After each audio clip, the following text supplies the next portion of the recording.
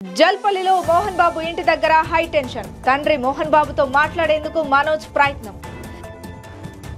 Gate తీయకపోవడంతో ఇంటి ముందు బైఠాయించిన మనోజ్.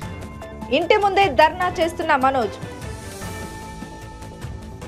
ఉద్రిక్తత నేపథ్యంలో భారీగా మోహరించిన పోలీసులు.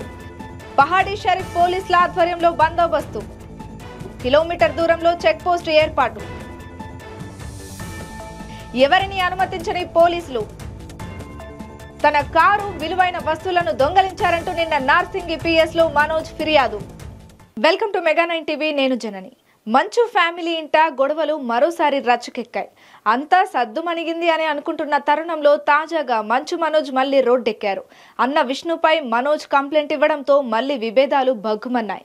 ఈ క్రమంలోనే ఇవాళ తన ఫ్యామిలీతో కలిసి మోహన్ బాబు జల్పల్లి ఇంటి వద్దకు మంచు మనోజ్ చేరుకోవడం హాట్ టాపిక్ గా మారింది.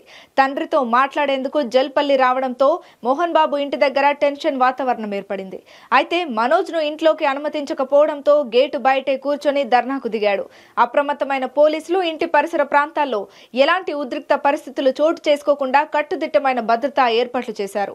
మోహన్ బాబు ఇంటికి కిలోమీటర్ నుంచి ఆంక్షలు విధించారు. ఇక నిన్న మనోజ్ హైదరాబాద్ నార్సింగి పోలీసులను ఆశ్రయించాడు. తాను ఇంట్లో లేని సమయాన్ని చూసి ఏకంగా 150 మంది తన ఇంట్లోకి చొరబడ్డారని, తన కార్లతో పాటు వ్యక్తిగత వస్తువులు కూడా ఎత్తుకుపోయారంటూ మనోజ్ పోలీసులకు ఫిర్యాదు చేశాడు. తన సోదరుడు మంచు విష్ణుపై పోలీసులకు కంప్లైంట్ ఇచ్చాడు. తన కూతురు బర్త్డే సెలబ్రేషన్స్ కోసం రాజస్థాన్ కు వెళ్తే విష్ణు ఇంట్లోకి ప్రవేశించి రచ్చ చేశాడని మనోజ్ కంప్లైంట్ లో తెలిపాడు. ఈ విషయం గురించి తన తండ్రి మోహన్ బాబుతో మాట్లాడేందుకు ప్రయత్నిస్తున్నా అందుబాటులోకి రావడం లేదని ఫిర్యాదులో పేర్కొన్నాడు.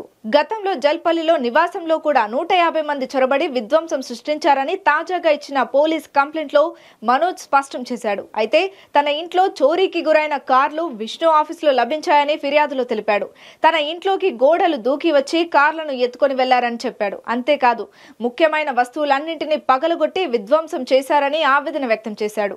ఈ కేసులో తనకు న్యాయం చేయమని పోలీసులను కలిసి విజ్ఞప్తి చేశానని మంచు మనోజ్ తెలిపాడు.